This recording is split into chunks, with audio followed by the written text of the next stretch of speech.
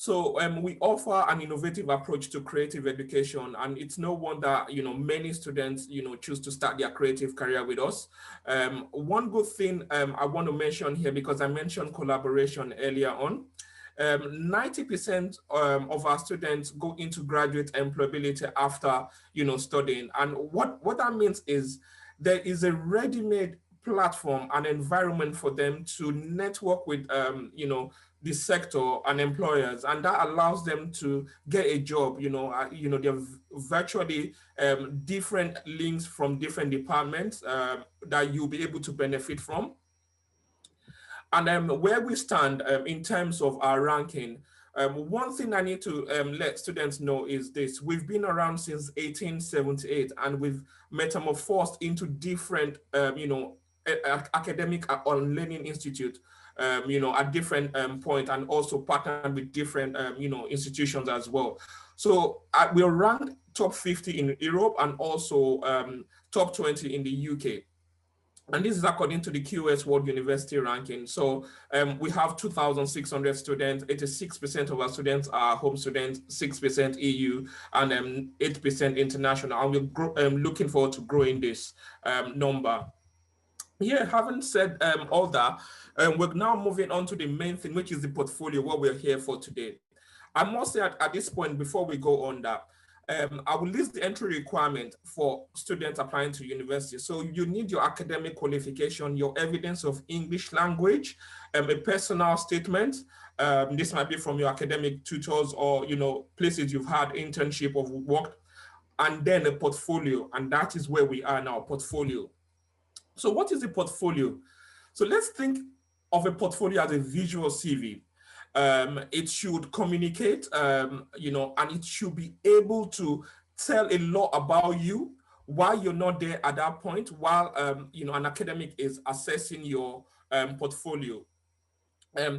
We need to see what you've done, and also what you can do and what you want to do in the future. So this is kind of you presenting yourself in a timeline, telling us what you can do in terms of creativity. So this needs to be creative, as the word itself, says it, like you need to show what you've done. I must say, before I go on to the next slide, my advice to students is this: going by the first point I just mentioned, is what have you done? Please do not discard everything you've worked on while studying for your A-level or foundation. That is really important, because this will be where you pick out what you've done. And I would say it's just logical. Please pick out the best things that you've done. Having said that, there are points where you need to pick out things that you're developing from what you might look at it and say, this is not that good, but we need to show that you've developed it to a point where you're satisfied with. What are we looking for in a portfolio?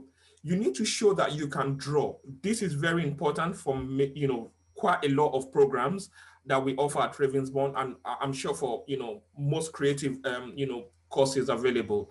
So this should include a variety of drawings, which is live drawings, quick sketches, technical and detailed drawings related to your subject. That word related to your subject, as it is, it needs to show that you're having a link with what you're drawing and also what you're studying. And also, for example, architecture student, technical and detailed drawing, and also fashion students, there are some technical and detailed drawings that you need to show as well. And you need to present it on sheets, in a systemic order, or orderly, so it could be assessed easily by the academic. And drawings can also be digital, presented in any way that you feel fit, by sending us a link. So what I've done is I've presented here examples of drawings that students included in their portfolio, and this is to show you that we're not expecting you to be extremely perfect, because we understand you're coming to Ravensbourne to learn. So what we want to see is what you've done actually. You can see this is a rough sketch from a student, an architecture student or interior design student, but it's showing here that they've actually worked with different perspective while working on their presentation. And also this is live drawings, as I've mentioned earlier on, that if you're able to present that will be really helpful with your portfolio. So what are we looking for in your portfolio? A variety of different projects. So when I'm talking about projects, you could have different things, like you're developing something, and also maybe different ideas you're presenting. I've also mentioned digital work. But one thing that we would also say, and I'm sure my colleague will agree with me, Lizzie, is being brilliant at one thing, but not having some other things to show why you're presenting your portfolio will work against you. What that means basically is we don't want a monotonous work that you just have just one thing there. You need to show variety when you're working in your portfolio. So let's go to what we're looking for in this aspect. Can you develop an idea? So if you remember the last slide, I said, we just don't want one thing. So how you develop an idea is one thing we're looking for when you're when you're showing your portfolio. So you do it in stages. You can develop an idea, through concept board, sketchbooks, rough designs, and also plans and photos of prototypes that you've worked on, and also the final outcome. So what this means is there needs to be a research, there needs to be a development of an idea, there needs to be a process of developing that idea, and also the final outcome. And this is one thing we're very, very particular about. This is one, book, kind of a portfolio presentation book for a fashion student. You can see here that this student at this point is trying as much as possible to show knowledge of fabric as well. And also, when you look through it, there's some, personal drawings that, the student has also put in. So this is to show that, you're developing ideas from, a particular point and also moving it on. This image is for students looking into animation or graphic design, whatever you're looking at. So as you can see, this student has done something very, very interesting here. There's been points where, and also different views of a particular character, animation character, and this has developed at different points in time, showing, okay, how is this going to look out? And this is what we want to see. When you have something like this, don't feel that, am I including an incomplete work to a complete work? It's your opportunity to explain this to the program, leader when you're having your interview, because at your interview, you would have this in front of you, and also the program leader will also have that. So self-directed work is also one important thing when we're looking at, in your portfolio, is it, original? Did you do this? And how did you come about it?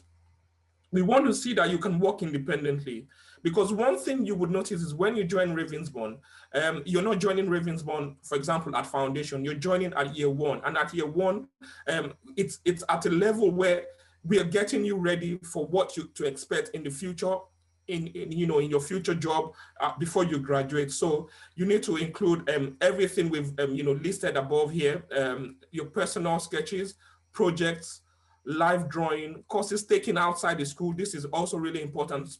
Do not exclude anything that you feel it will be important to explain a point, and work produced during placement or work experience. So in the presentation, one thing I want to say here is how to present a portfolio. So we need about 10 to 20 sheets, at least one sketchbook, ideally a sketchbook relating to each project. And that is something I want students to bear in mind. The work should cover a whole process from initial research, development of concept, and final practice.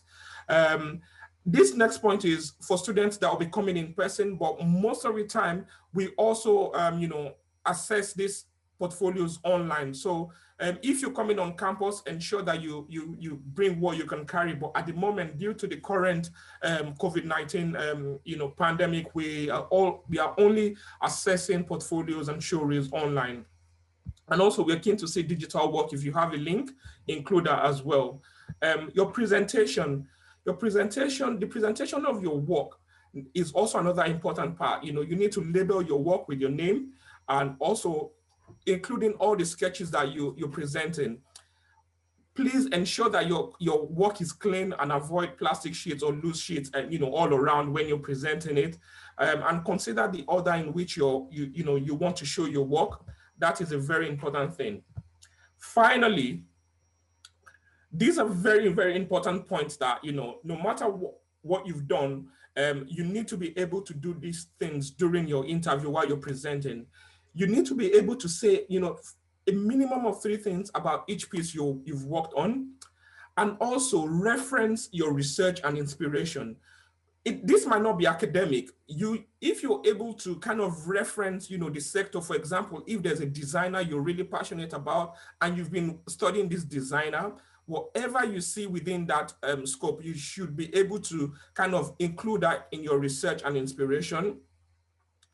One thing most people don't like doing is, talking about your weakness. A lot of people like talking about their strength, but this is one thing we want to see you. It's a critical aspect of developing a portfolio and also developing ideas. You might do something today, and the next day you're not really happy with it, and you want to kind of change it. And this is what we want to see when you're having that interview. And also, what you would do to improve and expand your work, that's also very important, at this point.